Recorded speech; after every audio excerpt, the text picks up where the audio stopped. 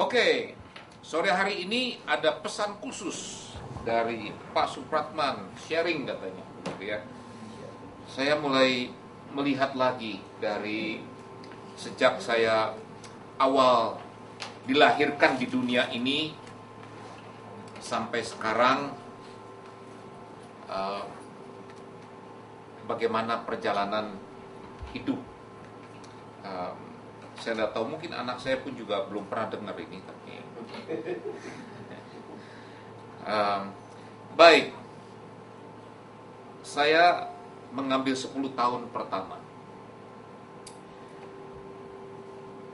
10 tahun pertama ini saya lahir di dalam keluarga yang memang belum kenal Tuhan dalam arti sebagai seorang yang percaya kepada Tuhan Yesus, tetapi lahir di tengah-tengah keluarga yang memang mengatakan Buddha, sebenarnya bukan Buddha, tapi lebih ke arah penyembahan berhala, artinya pergi ke kelenteng.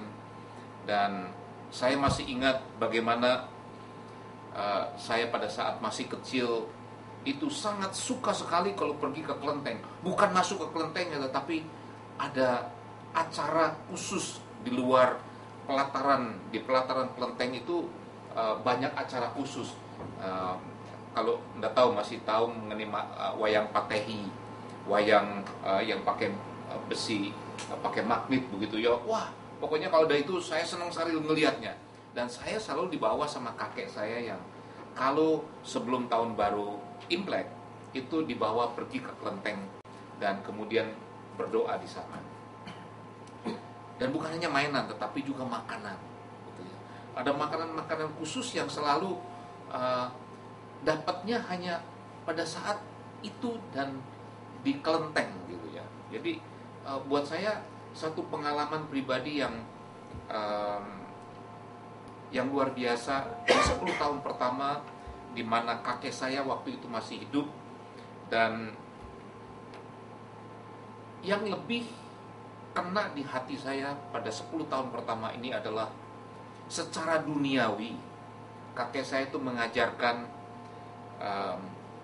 anak-anak itu harus hormat sama orang tua, gitu ya. Jadi kalau kita seperti halnya kalau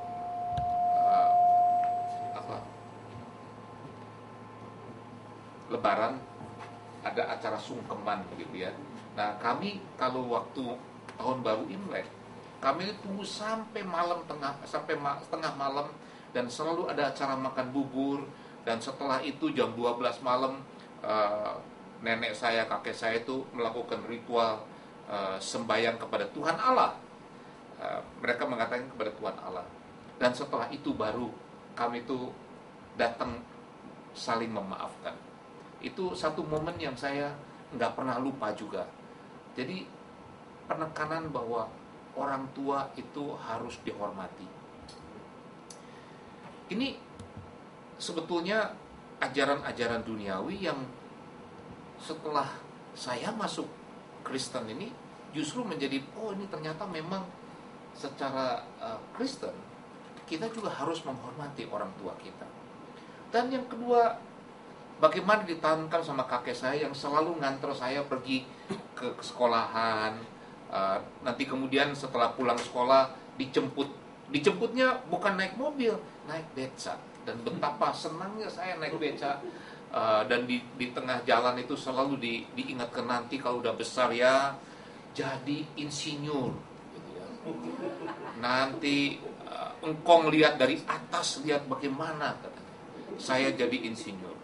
Selalu itu berulang-ulangnya, ini sampai umur 10 tahun. Jadi ini pengalaman yang memang kalau anak kecil itu selalu kertas putih yang diisi, ditulis begitu ya. Bagaimana harus menjadi anak yang rajin, yang pandai, yang selalu baik sama teman-teman yang lain. Nah, saya diajarkan nilai-nilai yang seperti itu. Di samping nilai-nilai mistis yang kalau malam hari nggak boleh korek kuping ya, nanti ada nenek tua atau apa, pokoknya semua ketakutan yang berlebihan. Dan sebagai anak kecil ya kita jadi menjadi takut.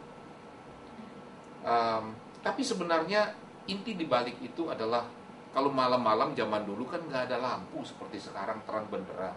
Jadi korek-korek kuping itu bisa ketusuk begitu. Dan biasanya anak kecil minta dikorekin kuping kan. Jadi orang tua juga nggak bisa lihat. Jadi orang tua kasih alasan kalau malam-malam nggak boleh begitu.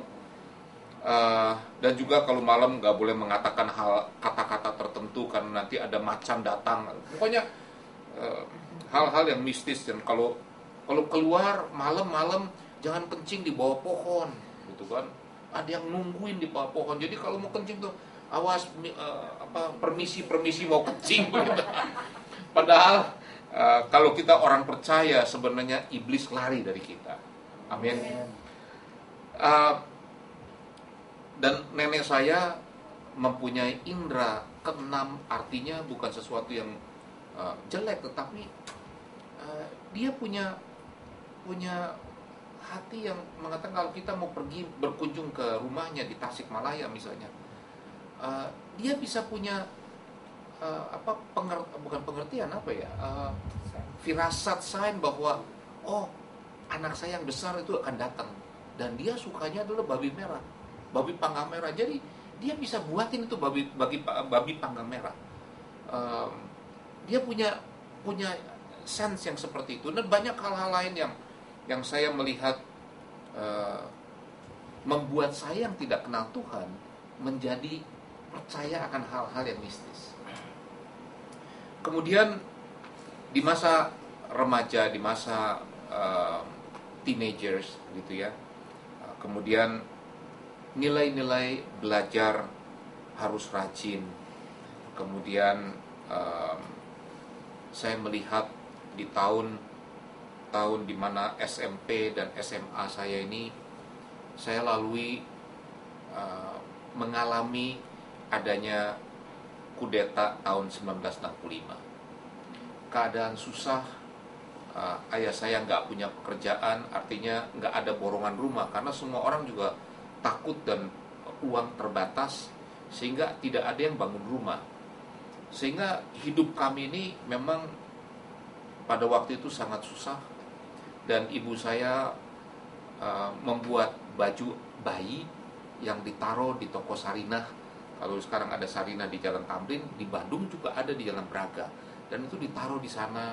Nanti seminggu sekali dia datang, kemudian tanya sudah berapa yang kejual, terima uang. Tapi saya selalu ingat ibu saya ini tidak pernah berhemat mengenai makanan. Jadi kesukaan saya itu keju. Itu keju Kraft itu. Zaman dulu keju Kraft itu mahal dan tidak mudah dapatnya, hanya di toko-toko tertentu. Tapi selalu ibu saya beli itu. Dan saya merasakan dan melihat betapa hidup itu susah untuk makan, apalagi baju. Nah, tapi saya melihat betapa orang tua saya itu bekerja. Jadi nilai yang didapat pada waktu itu memang orang itu kalau mau mendapatkan penghasilan harus kerja keras. Jadi ini anak-anak muda lagi betul-betul cinta Tuhan, tapi jangan lupa kerja itu harus. Kalau kalian mau mendapatkan penghasilan ya harus kerja. Kerjanya jangan setengah-setengah, betul-betul kerja dengan sungguh-sungguh. Ya, tapi yang penghasilannya sedikit nggak apa-apa, karena itu pengalaman yang harus didapati. Nggak ada yang tiba-tiba kita mendapatkan sesuatu yang kekayaan yang tiba-tiba, harus dengan kerja keras.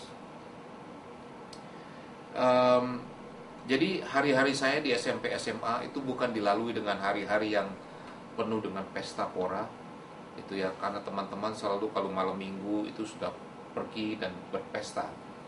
Saya papa saya ini kerjanya di Jakarta, dapat proyek 1-2 di Jakarta. Jadi saya selalu jemput papa saya di stasiun kereta api Bandung setiap hari Sabtu malam. Saya nggak pernah punya waktu kumpul sama teman-teman waktu itu. Jadi kalau istri saya kalau ke Bandung tanya di mana makanan enak, saya nggak tahu. Karena makanan yang enak itu hanya ada di rumah, nggak ada tempat lain. Jadi kok selalu istri saya bilang, gimana orang Bandung kok nggak tahu makanan enak? Ya memang nggak tahu. Saya nggak pernah keluar sama temen makan. Tapi bukan berarti anak-anak muda harus seperti itu. Tapi saya lalui itu semua karena saya melihat orang tua saya juga dalam keadaan yang enggak berlebihan. Jadi saya merasa bersalah kalau pergi keluar minta uang, itu saya rasanya bersalah.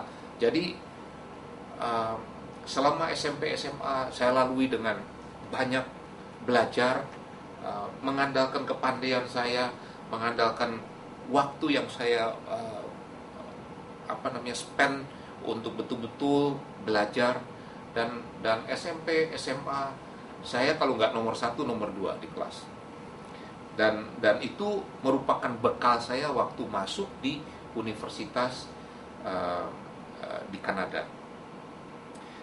Nah, kembali SMP SMA saya lalui ini dengan masih belum kenal Tuhan. Tapi karena saya sekolah di gereja, di sekolah Katolik, saya mulai ikut katekese, gitu ya, belajar. Ya saya juga nggak ngerti, pokoknya hafal aja deh, ngapal. Dan bukan belajar dari Alkitab, dan itu sudah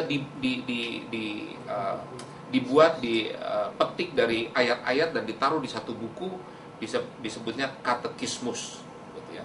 Jadi kita belajar apa artinya, saya juga nggak ngerti. Jadi dibaca, belajar doanya sudah ada, nih doa makan seperti ini, doa ini. Tapi saya masih juga malu kalau doa makan di depan orang-orang lain. Jadi saya lalui SMP belajar katekisme dan siap untuk dibaptis.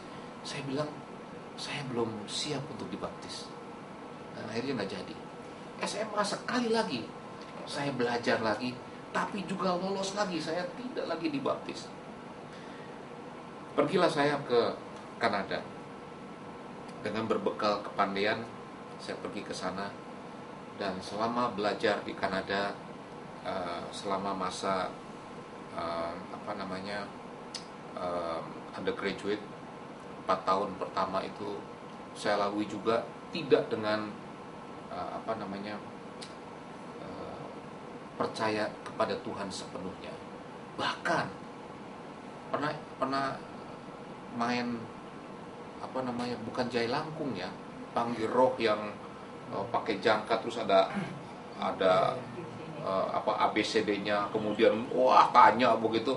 Itu saya lalui juga di sana karena saya waktu pergi ke Kanada saya ngalami masalah dengan imigrasi. Jadi jujur, kehidupan saya selama sekolah, kalau anak-anak lain mengatakan waktu yang paling enak itu kapan, SMA, enggak buat saya. Waktu yang paling enak di universitas juga enggak buat saya, karena saya lalui dengan penuh kerja keras dan belajar, memakai kepandaian saya. Dan jujur selama waktu sekolah itu stres saya juga tinggi, karena saya selalu dikejar, ingin selalu dapat nomor 1 dan nomor 2. Di Kanada karena mungkin bahasa Inggris, saya selalu ada di top 10 di universitas di sana. Saya dapat beasiswa untuk masuk di graduate study. Nah, saat mulai masuk di graduate study, saya mulai belajar. Dan pertama-tama pelajaran yang saya dapat Alkitab itu bukan dari Katolik, bukan dari tempat yang lain, tetapi believe it or not, dari Jehovah Witnesses yang datang begitu luar biasa baik, datang ke tempat kos saya dan mulai ngajarin Alkitab. Tapi satu saat saya bilang enough, karena saya lebih percaya ke Katolik. Begitu saya dibawa pergi ke gerejanya, saya akhirnya memutuskan untuk tidak melanjutkan. Dan saya masuk di graduate study dan saya mulai kenal sama pacar saya. Ya. Di situ kemudian mulai masuk ke Katolik, gereja Katolik. Kami mulai aktif di sana. Akhirnya saya belajar lagi sama salah satu romo di sana yang bisa berbahasa Indonesia. Orang Kanada bisa bahasa Indonesia karena pernah di Jogja. Dan kalau ngomong bahasa Jawanya bisa pakai bahasa Jawa yang halus dan saya nggak ngerti.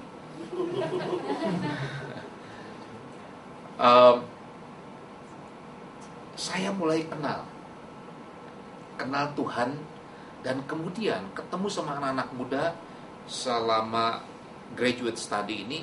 Saya kenal anak-anak Indonesia lainnya, kemudian diajak belajar Alkitab, dan yang mengenalkan saya itu ada seseorang yang namanya Vincent, orang Indonesia, tapi akhirnya justru sekarang sedih saya mengatakannya, dia jauh dari Tuhan.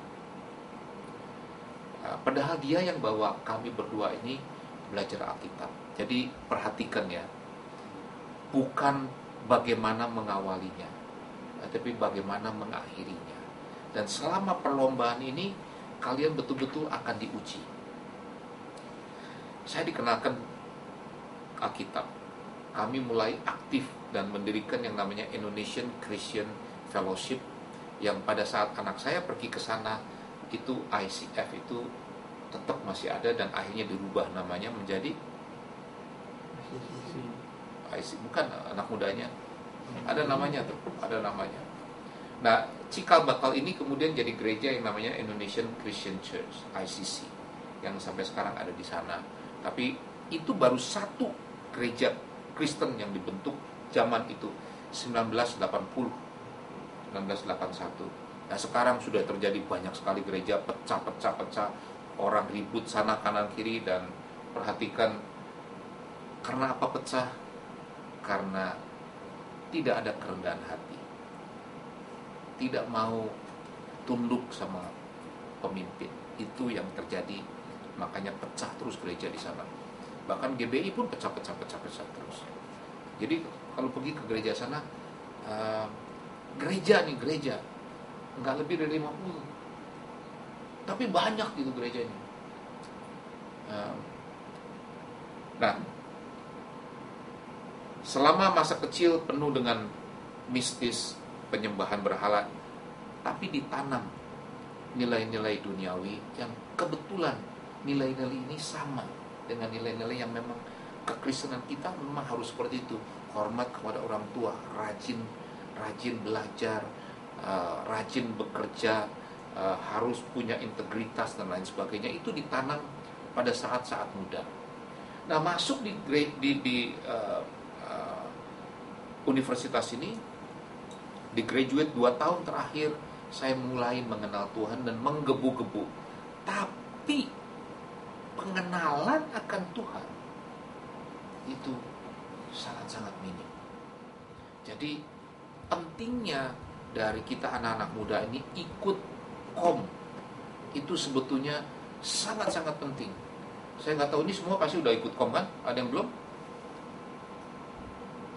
Ikut kom. Kenapa? Karena di situ kita belajar bagaimana nilai-nilai atau dasar-dasar kekristenan, supaya kita tidak mudah digoncang, tidak mudah diubahkan pikiran kita dari kebenaran firman. Saya masih menggebu-gebu, tapi masih belum tahu bahasa roh. Apa sih bahasa roh? Terus kemudian ada tribulation, penganiayaan besar, nggak ngerti saya. Ada yang pengangkatan, nggak ngerti juga, karena memang nggak diajarin. Itu kan anak-anak muda kumpul, yang ada tuh barbecue, kan pergi retret begitu. Kemudian ada dengerin firman, tapi nggak bisa, kita nggak ngerti. Tidak, kita nggak ngerti. Oleh karena itu pentingnya pada saat-saat muda seperti ini untuk mengenal kebenaran firman, itu sangat-sangat penting. Kalau enggak, nanti kalian akan lepas dan akan masuk lagi dalam kehidupan dunia. Nah, waktu kembali, setelah saya lulus, kembali ke sini, mulai kerja, menikah. Tapi semua pakai kekuatannya sendiri. Dan merasa bahwa saya ini pandai, makanya saya pikir apa saja yang saya lakukan pasti saya bisa, karena saya pandai. Tapi karena kepandaian, kekuatan sendiri, saya ngalamin stres itu luar biasa besar, banyak kali stres. Masuk satu perusahaan, orang diam-diam bisik-bisik, pikirnya ngomongin kita, stres kita. Lantas kemudian, gaji nggak naik-naik, stres lagi. Anak udah satu, tapi gaji kok belum nggak naik nih, stres lagi. Saya mesti cicil rumah. Hidup waktu itu gaji 1.250.000, cicil rumahnya 750. Sisanya cuma 500.000. 500.000 itu satu bulan. Kami kalau pergi ke supermarket, gajian tanggal 25, 26, tapi tidak pernah berani pergi ke supermarket saat sesudah gajian, tapi kita harus tunggu dulu sampai di akhir bulan. Kenapa? Karena tanggal 26 sampai tanggal 30, 31 tuh itu buka kulkas, ambil apa yang sisa, habisin dulu. Setelah itu baru kita pergi ke supermarket. Karena kalau tanggal 26 pergi ke supermarket, keburu habis, nanti akhir bulan depan itu tekor lagi gitu loh, lebih jauh lagi. Jadi memang dilakukannya seperti itu, kita nunggu dulu, baru kemudian kita beli. Waktu punya anak, itu yang pertama-tama dari 500.000, itu pergi ke pasar pagi, beli 1 dus susu. Susunya Nutrilon, Nutrilon ya, warnanya pink. Saya masih ingat warnanya pink Nutrilon. Itu enggak, pokoknya itu dulu pergi beli. Setelah itu yang lain-lainnya. Stres, kalau nggak kenal Tuhan stres. Sedih. Kadang-kadang saya duduk, waduh Tuhan, ini ngomongnya dulu bukan Tuhan, pikirnya, lihat orang lain, kok bisa ya pakai pakaian bagus, kok bisa ya beli mobil, saya kapan ini gaji 1.250.000, lebih dari separuh bayar untuk cicilan rumah, sisanya. Dan kita kalau keluar makan 1 bulan, paling banyak 1 kali kita pergi ke restoran. Perginya ke restoran pun bukan ke restoran yang bagus, perginya ke Hoka Bento. Belum ada waktu itu. Kentucky. Nah, udah ada Hoka Bento, setelah punya SAM, pergi ke Hoka Bento. Nah, itu paling 1-2 kali dalam 1 bulan. Pergi ke kantor, ya bawa rantangan. Kalau diajakin pergi makan sama orang, takut. Ini bayarnya berapa nih gitu. Takut karena kita nggak tahu berapa yang kita punya, kekuatan kita untuk bisa bayar. Nah, ini terus dari saya kerja di Bechtel Engineering, setelah itu kemudian masuk ke Bimantara. Bimantara itu bangun Plaza Indonesia awalnya. Itu pun juga saya pergi karena sudah dibaptis Katolik. Perginya sama istri pergi ke gereja Katolik. Suruh doa yang nggak bisa. Doanya, Bapa kami yang ada dalam surga, dimuliakanlah namamu, datanglah kerajaanmu. Itu saja yang dihafalin. Salam Maria Bunda Allah, doakanlah. Itu yang saya hafal dan saya nggak bisa yang lain. Suruh ajarin doa makan, ya malu-malu kan, karena nggak biasa kita. Nah, itu membuat saya hidup itu dalam stres yang luar biasa. Padahal kalau dibandingkan sama sekarang, pekerjaan yang saya tangani sekarang jauh lebih banyak tanggung jawabnya, jauh lebih besar dibandingin sama saya waktu kerja pertama kali masuk di Bimantara yang seperti ini. Bimantara, gedung ini belum ada, dan kita pindah ke gedung baru yang di depan itu, yang ada high end itu. Itu gedung yang pertama kali dibeli oleh Bimantara sebagai headquartersnya mereka. Saya di sana di lantai 2 kerja, dan kemudian mulai membangun Plaza Indonesia. Waktu itu saya masih jadi manajer yang membawahi struktur, kemudian membawahi costing, mengenai cost controlnya. Nah, stres. Setelah itu saya pindah ke Ometraco. Dari sana pindah Ometraco, yang salah satu shareholders dari Plaza Indonesia. Bagaimana ininya, kehidupannya stres, sungguh stres. Anak-anak, kita nggak tahu gimana ngajarin anak-anak. Yang ada ribut sama kalau pergi keluar naik mobil nih, mau pergi kemana, ribut dulu. Anak-anak pengen kesana kesemari.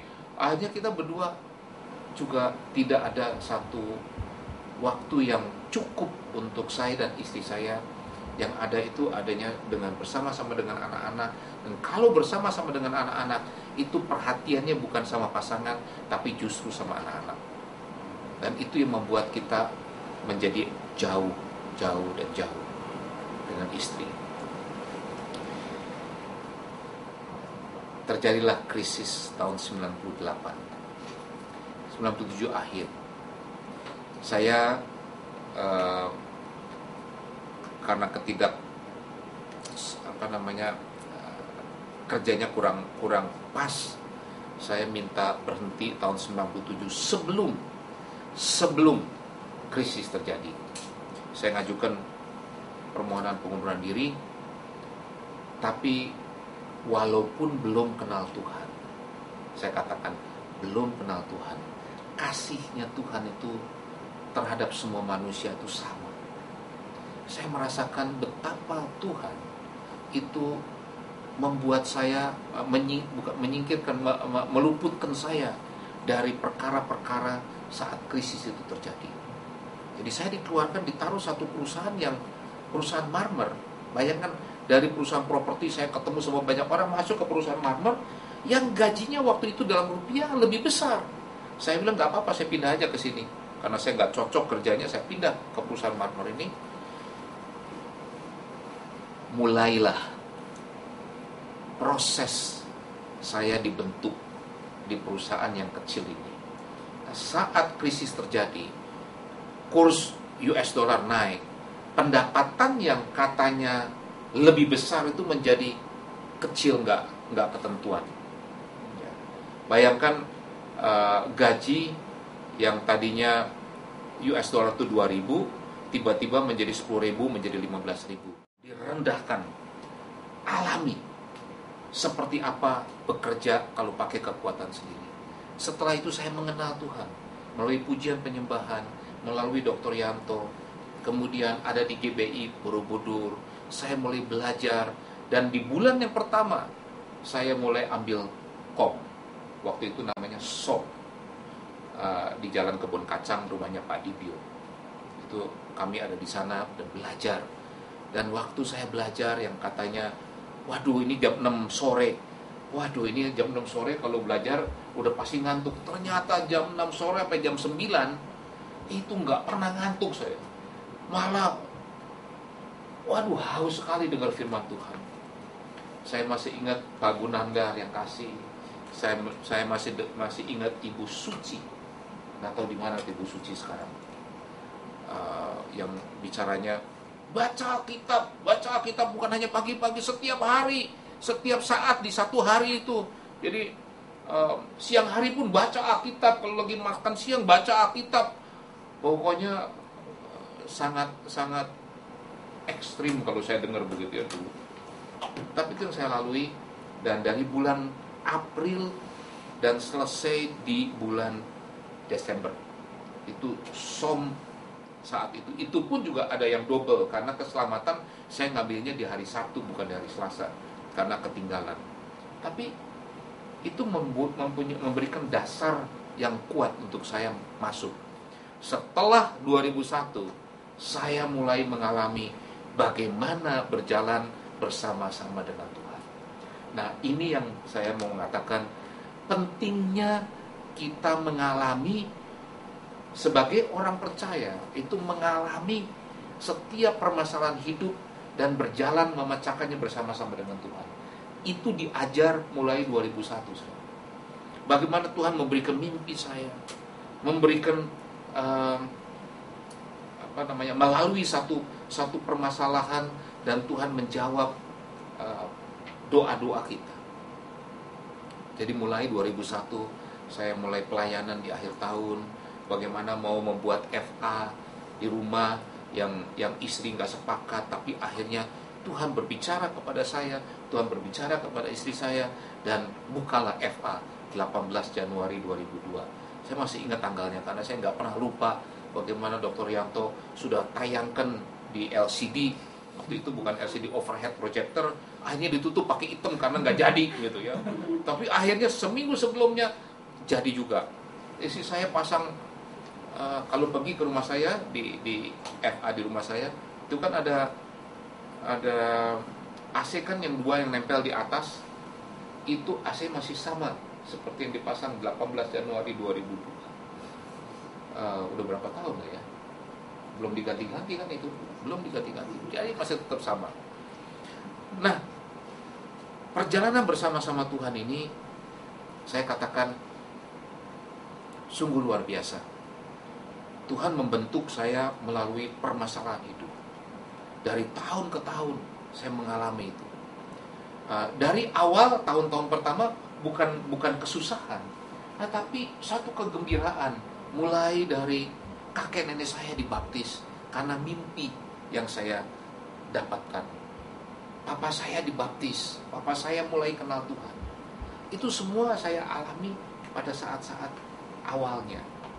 Tapi setelah itu mulai Tuhan membentuk saya melalui kerendahan hati, melepaskan pengampunan saat ada kepahitan, bahkan kepahitan sama gembala. Itu Tuhan minta saya ada kerendahan hati, datang melepaskan pengampunan. Di perusahaan di mana COO di atas saya, direktur sesama direktur, tapi dia sebagai Chief Operating Officer yang selalu berkata-kata sebaliknya dari apa yang saya katakan. Saya begitu benci, saya nggak mau pergi ke kantor, tapi Tuhan mengingatkan lagi bahwa kita harus memberkati siapa saja yang menganiaya kita, memberkati dan jangan mengutuk. Itu Roma 12 ayat 14. Itu menjadi ayat-ayat yang saya selalu ingat-ingat pada saat mengalami fitnahan dari orang yang menyakiti kita, orang yang membuat kita benci, kecewa. Itu ayat yang selalu saya pakai, dan istri saya yang selalu mengingatkan saya. Yosua pasalnya yang pertama, saat Yosua mengalami ketakutan juga membawa umat atau bangsa Israel masuk tanah perjanjian, Tuhan mengingatkan, janganlah engkau tawar hati dan kecut hati, karena aku akan menyertai engkau. Teguhkanlah hatimu, aku menyertai. Itu yang membuat saya menjadi kuat untuk datang, untuk menghadapi masalah-masalah. Janganlah membalas kejahatan dengan kejahatan, lakukanlah apa yang baik bagi semua orang. Sedapat-dapatnya kalau hal itu bergantung padamu, hiduplah dalam perdamaian dengan semua orang. Saudara-saudaraku yang kekasih, janganlah kamu sendiri menuntut pembalasan, tapi berilah tempat kepada murka Allah, sebab ada tertulis, pembalasan itu adalah hakku, kata Tuhan. Akulah yang akan menuntut pembalasan. Jadi kalau kita difitnah, kita dimarahin, Tuhan bilang pembalasan itu haknya. Jadi kalau sedapat-dapatnya itu bergantung kepadamu, hiduplah dalam perdamaian dengan semua orang.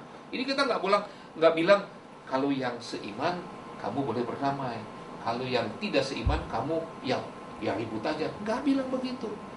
Bilangnya adalah semua orang, berdamailah dengan semua orang. Nah, prinsip-prinsip ini yang saya dapatkan selama saya berjalan bersama-sama dengan Tuhan ini. Ini mulai dari tahun 2003 saya ngalamin seperti itu. Kemudian yang terakhir dan yang paling berat adalah tahun 2012 kemarin. Di pertengahan saya ngalamin lagi dengan gembala. Tapi itu dilalui selalu. Ininya pesannya tuh kerendahan hati. Jadi saya pikir saya ini ada kesombongan kali ya. Jadi Tuhan itu begitu membiarkan saya mengalami pengalaman-pengalaman justru untuk hal yang satu ini.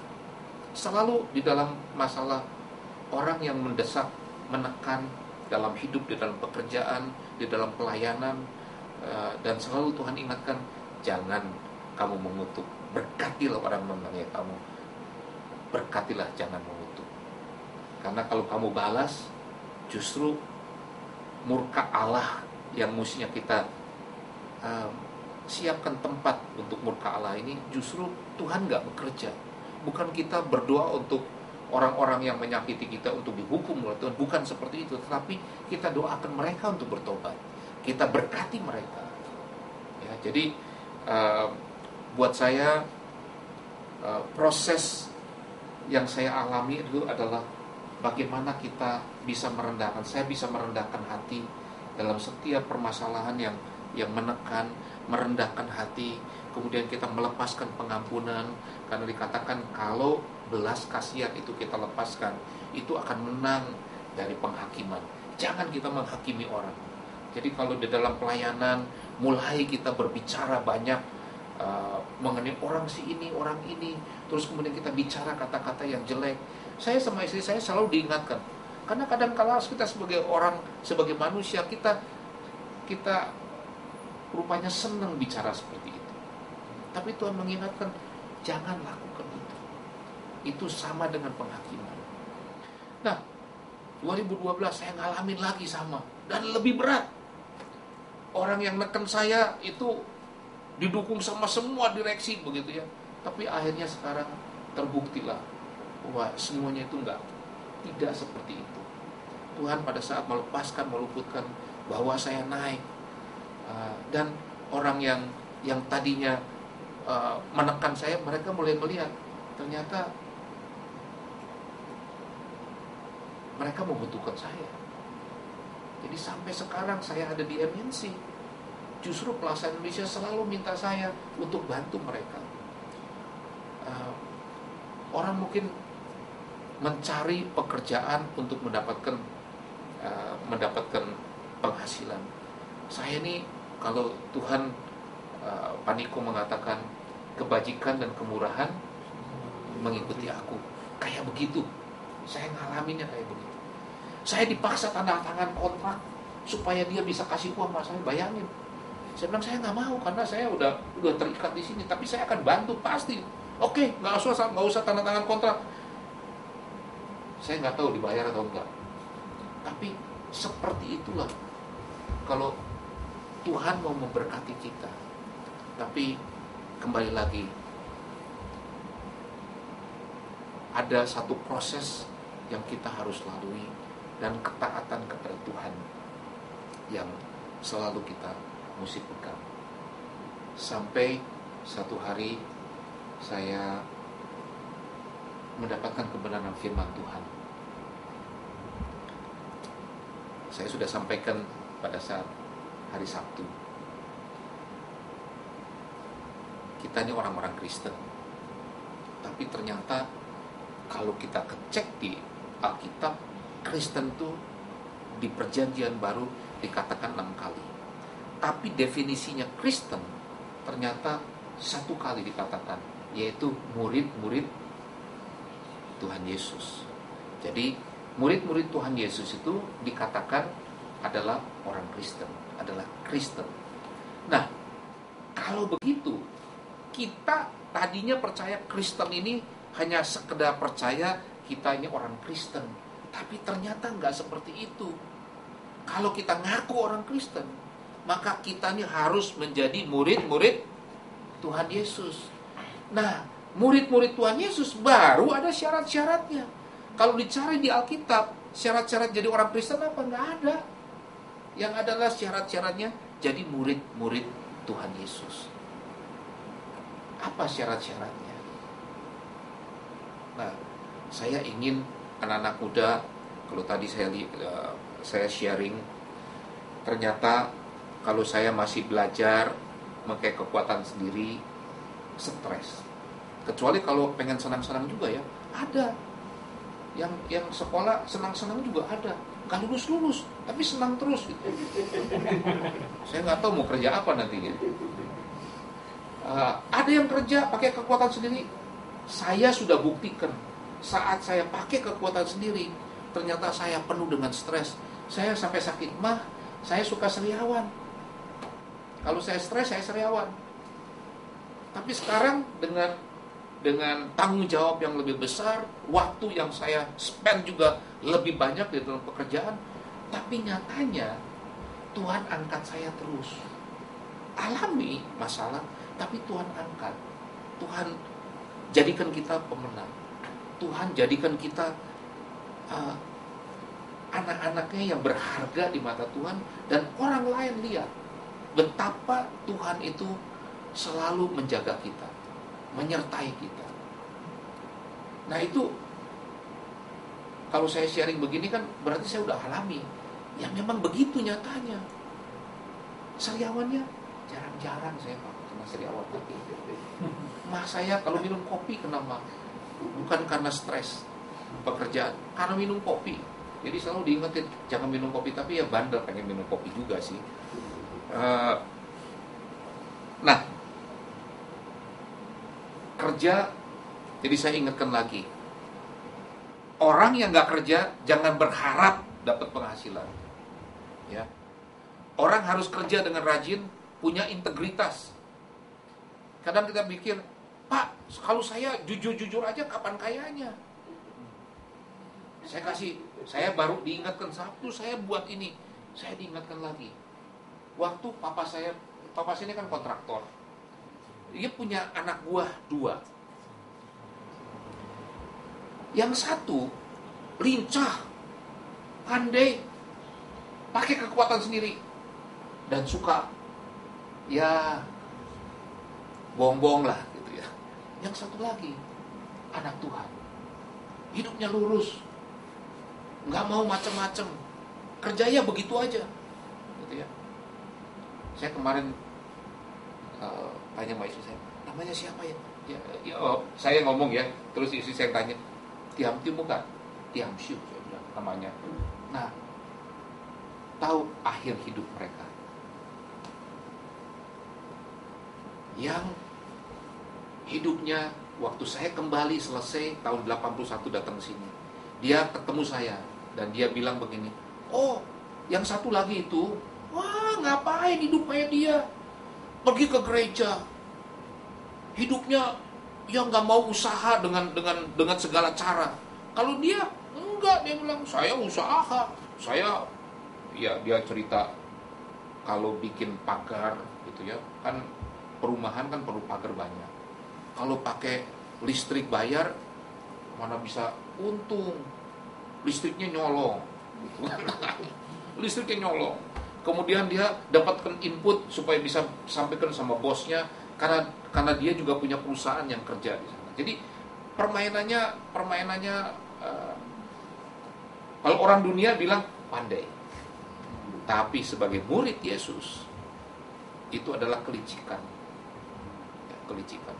Hidupnya satu saat dia sakit, saya tahu sakit kidney, sakit ginjal. Dia cerai sama istrinya, kawin lagi, akhirnya dia mati. Belum tua, papa saya yang ngerjakan dia yang masih hidup, 88, dia sudah mati. Tapi yang satu lagi, hidupnya senang. Anak-anaknya semua jadi. Anak-anaknya yang jadi pelayanan ada, yang jadi dokter ada. Dan hidupnya sukacita dan damai sejahtera. Sekarang saudara mau pilih yang mana? Mau yang banyak uang tapi akhirnya seperti itu, atau ya yang Tuhan berikan secukupnya, tetapi di akhir hidupnya mereka boleh kedapatan sungguh berkenan di hati Tuhan. Amin. Jadi itu yang saya alami. Nah, kembali lagi ke Kristen. Saya bilang tadi, saya sudah sampaikan, ternyata banyak orang berduyun-duyun mengikuti Tuhan Yesus, 5.000 orang, 7.000 orang. Tetapi yang dikatakan murid pada saat Tuhan Yesus naik ke surga dan mereka menunggu datangnya Roh Kudus pada saat Pentakosta, itu hanya 120 orang murid. Artinya yang 5.000, yang 7.000 itu kemana? Jangan-jangan kita ini masuk yang 5.000 sama 7.000, datang ke gereja, dengar khotbah, bagus khotbahnya, hari ini sharingnya bagus, tapi hidupnya tidak seperti seorang murid Yesus. Tuhan mengatakan, kalau engkau tidak membenci bapak ibumu, anak-anakmu, istrimu, saudara-saudaramu, laki-laki dan perempuan, dan nyawamu sendiri, maka engkau tidak bisa mengikuti aku dan menjadi muridku. Nah, yang tadi dikatakan itu adalah orang-orang yang selalu kita kasihi, bukan? Iya dong. Orang tua kita kasihi. Istri, udah seharusnya. Anak-anak, saudara-saudara kita laki-laki perempuan, bahkan nyawa kita pasti kasihi. Tapi Tuhan bilang, kalau engkau tidak membenci itu semua, tidak layak jadi muridku. Artinya dia pengen kita mengasihi dia lebih daripada apapun di dalam hidup kita. Itu yang pertama. Sudah belum kita lakukan itu? Kalau tadi pagi datang di sini, Pak Handri kasih kesaksian bahwa anaknya Angie itu yang masih dalam treatment cancer, dan dia merasakan betapa Tuhan menyembuhkan penyakitnya walaupun dia masih terus ditreat, tetapi kansernya tuh yang sebesar bola tenis itu hilang. Nah, tidak ada dokter yang menangani dia. Orang yang saya treat cancer dengan kemo seperti ini itu hamil. Ternyata Angie itu hamil. Suaminya gak mau. Angie-nya bilang, saya hamil itu susah, dia bilang. Kalau Tuhan sudah menyembuhkan saya saat saya hamil di anak yang kedua, ini anak yang ketiga, pasti Tuhan punya rencana. Dia mau terusin. Dokternya bilang ini mesti digugurkan, karena kalau punya anak, kemoterapinya nggak bisa dilakukan. Oleh karena tidak bisa dilakukan, risiko untuk mendapatkan kansernya kebalik itu besar sekali. Jadi nanti anaknya nggak hidup, nggak bisa lahir. Ini istrinya, ibunya juga sudah kena kanser yang nggak bisa disembuhkan. Dalam pergumulan itu, Angie masih tetap mengatakan, kalau ini memang Tuhan yang mau, saya akan teruskan. Saya tidak mau gugurkan ini. Dokter di sini di USG memang betul ada anaknya. Dibawa hasilnya pergi ke Singapura hari Minggu kemarin. Jadi minggu kebaktian pertama Angie kan datang, kemudian langsung pergi ke Singapura. Dia ketemu sama dokter yang treatment kansernya. Nah, dokternya bilang, geleng-geleng kepala, ini mujizat katanya. Ada kehamilan pada saat treatment cancer. Nggak pernah saya alami ini. Buktinya dikasih lihat, saya nggak bisa kasih obat katanya. Bagaimana pergi ke ini dokter untuk di MRI, nggak berani juga. Akhirnya dia pergi ke dokter kandungan. Dokter kandungan, dia periksa. Dokter kandungannya bilang begini, ini bukan kehamilan, ini kehamilan anggur. Enggak, katanya, ini dokternya profesor di Indonesia bilang ini hamil sudah 5 minggu ya, katanya 5 minggu atau berapa minggu gitu. Tapi kalau Tuhan mau, dalam waktu berapa hari saja itu dibalikkan. Dan saya percaya, Andi juga percaya bahwa Tuhan itu melihat hatinya Angie. Sudah cukup bagiku untuk mengetahui bahwa dia tidak sayang nyawanya sendiri. Siapa yang menyayangi nyawanya akan kehilangan, tetapi yang tidak menyayangi akan terus mendapatkannya. Itu salah satu contoh kesaksian bagaimana kita mesti mengasihi Tuhan lebih daripada semuanya yang ada di dunia ini. Barang siapa yang tidak memikul salibnya dan mengikuti aku, ia tidak dapat menjadi muridku. Memikul salib itu artinya, zaman dulu pemerintahan Romawi kalau ada orang yang salah suruh mikul salib itu supaya semua orang lihat orang ini di bawah kekuasaan pemerintah Romawi. Orang ini harus betul-betul menyerahkan dirinya. berserah sepenuhnya sama pemerintahan Romawi. Itu artinya memikul salib. Jadi kalau menjadi murid Tuhan Yesus, kita harus sepenuhnya berserah sama Tuhan. Jadi berserah kita ini, kalau punya permasalahan, setelah kita serahkan, jangan dibuat stres. Ya, serahkan. Perhatikan apa ke depan, bukan permasalahannya. Berserah. Berserah juga ada kerendahan hati. Kalau nggak ada kerendahan hati, kita berontak terus. Nggak mau kita berserah. Harus ada kerendahan hati. Maka dikatakan, kalau Paniko mengatakan, aku semakin kecil, Tuhan semakin besar. Itu yang namanya berserah, itu seperti itu. Hidupku bukan aku lagi, tetapi Yesus yang ada di dalamku. Itu namanya berserah. Setiap orang yang mengikuti aku, ia harus menyangkal dirinya dan memikul salibnya setiap hari. Menyangkal artinya apa? Artinya kita kan harus mengikuti perintah-perintah Tuhan Yesus. Mengikuti perintah Tuhan Yesus itu, kita sebenarnya sedang menyangkal diri kita. Karena apa? Karena banyak perintah-perintahnya itu selalu bertentangan sama naluri kemanusiaan kita. Selalu bertentangan. Ya, betul kan?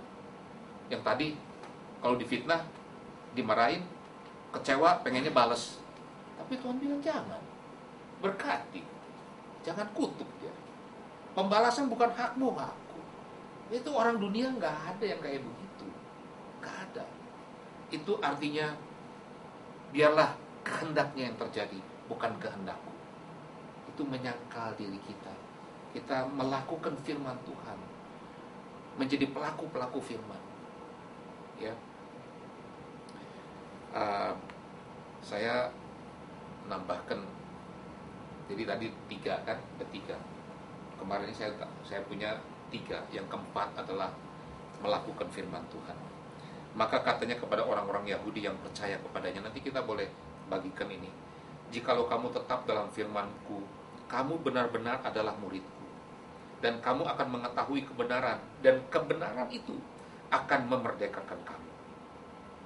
Kalau dalam bahasa Inggrisnya ada yang bilang, di Amplified Bible dikatakan, if you abide in my word, atau hold fast to my teachings and live in accordance with them. Jadi kalau kita memegang firman-Nya, dan bukan megang, ngerti, baca, tapi juga kehidupannya kita itu sesuai dengan firman, maka Tuhan katakan, engkau jadi layak untuk menjadi muridku. Ya, ini melakukan firman. Yang kelima nanti berikutnya. Buat saya kesaksian ini membuat perenungan. Tadi malam merenungkan kembali bagaimana Tuhan itu bekerja dalam hidup saya yang sudah hampir 60 tahun. Masa kecil, masa remaja, masa muda, mulai mengenal Tuhan, kemudian lulus, bekerja, tadinya menggebu-gebu mengenal Tuhan. Dan satu hal lagi, kenapa saya bilang waktu pada saat muda sering datang altar call, mungkin ada yang menubuatkan. Pada saat kamu dinubuatkan, kalian dinubuatkan, pegang itu. Tahun 81 kami ini pergi retret. Retret ada seorang pendeta, Thomas Wa namanya, dari Belanda, orang Ambon. Pendeta Thomas Wa ini kemudian melakukan retret, dan setelah retret di Kanada. Tahun 81 di Kanada, waktu musim panas. Setelah retret, esokan harinya kemudian beberapa orang dipanggil. Salah satunya saya dipanggil. Terus dia cerita sama teman saya, kenapa dia suruh saya juga datang. Dia bilang begini, waktu doa di retret, saya melihat ada hello di atas kepalanya saya nih. Jadi si pendeta ini melihat ada halo di atas kepala saya. Jadi terus dia bilang, Herman ini akan dipakai Tuhan. Ya saya bilang, waktu itu dikasih tahu sama teman saya, dipakai Tuhan, pakai apanya sih? Dipakai Tuhan. Saya belum kenal, yang menggebu-gebu karena banyak teman aja kan di sana. Nyanyinya kita ingat begitu. Tapi dipakai Tuhan, ngapain dipakai Tuhan? Tapi kalau saya lihat lagi sekarang, Tuhan genapi apa yang pendeta atau hamba Tuhan lain melihat, dan itu digenapi. Kalau pada saat lagi lahir baru 2001, saya juga datang, kemudian saya ingat Ibu Lili di rumahnya, bukan Ibu Lili, Ibu siapa lagi yang pergi ke Australia di Bonjeruk. Kita datang ke sana, ada Jones Junior, pendeta Jones Junior dari Amerika. Dia kasih khotbah, kemudian berkati.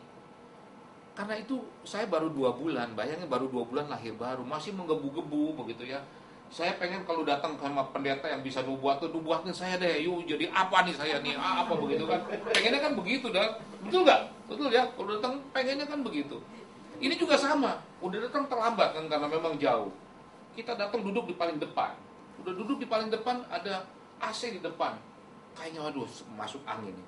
Tapi selama khotbah, saya merasakan hangatnya luar biasa. Itu angin tapi hangat badan saya. Nah setelah itu dia nubuatin. Wah ini katanya, berdiri. Usaha lagi susah katanya ya. Tuhan bilang 6 bulan lagi Tuhan akan angkat. Begini, ada teman hidup, ada ini, pokoknya semua begitu satu-satu. Saya bilang, ayo dong, saya dong. Enggak juga, benar-benar dilewatin. Udah selesai, udah katanya, udah selesai, kita mau tutup. Ini katanya ini anak-anak muda ke depan. Dia berkati, urapi anak-anak muda. Bukan anak-anak muda, anak-anak umur 5-6 tahun tuh kumpul di depan, diberkati, diurapi sama dia. Saya di belakang tuh saya urapi. Saya bilang, ya Tuhan, ampuni saya marah. Mazmur 37, saya ingat kemarahan itu adalah suatu kesalahan yang akan melenyapkan engkau. Tuhan, aku nggak mau, saya bilang ya. Tuhan, aku akan memberkati, ya berkati. Udah selesai. Tutup, hanya dia datang lagi. Apa ini katanya, berdiri. Perlu penterjemah? Enggak, saya bilang. Dia baru mulai, dia ketawa sama aku. Wah, katanya ketawa. Kamu katanya lagi, you have a passion reading Bible katanya. Iya betul. Ini 2 bulan terus menggebu-gebu baca Alkitab kan. Iya betul. Terus saya bilang, kamu akan dipakai Tuhan untuk pelayanan. Terus dia ngomong apa lagi? Tapi yang saya kesembuh. Oh iya. Oh, you katanya pernah ini enggak? Yang ini belum digenapi ya. Kalau orang sakit itu suka ini enggak katanya? Doain enggak? Enggak, saya bilang.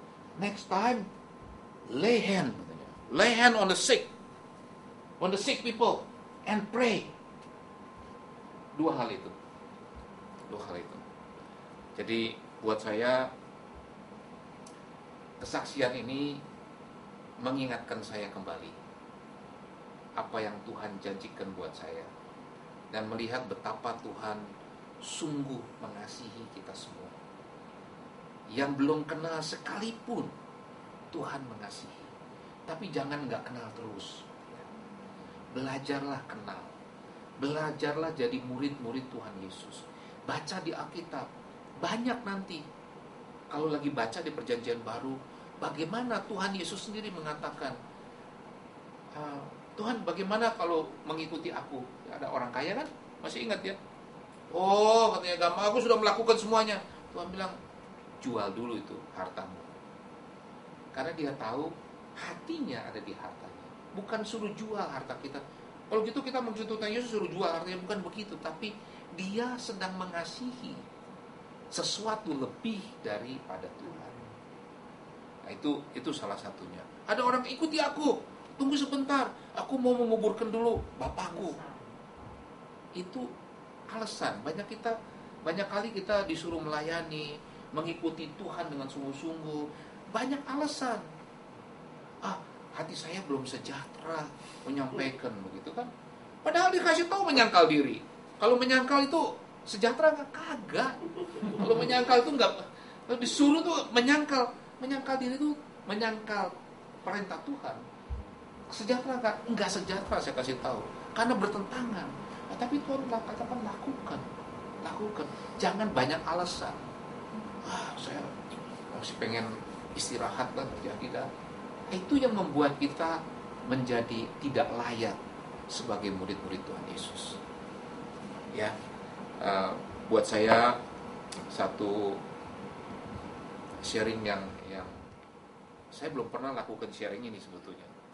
Mungkin nggak tahu, anak saya juga baru pertama kali dengar ini karena memang baru sekarang diminta sama Pak Supratman kemarin malam ya, atau kemarin siang. Tapi intinya saya bersyukur, saya berterima kasih sama Tuhan kalau saya boleh sharing kali ini dan mengingatkan kepada kita semua anak-anak muda, jangan berhenti. Ya, kalau sekarang lagi menggebu-gebu, jangan berhenti, tapi kenali dia, supaya benar-benar menjadi murid-muridnya Tuhan Yesus. Ayo kita naikkan pujian.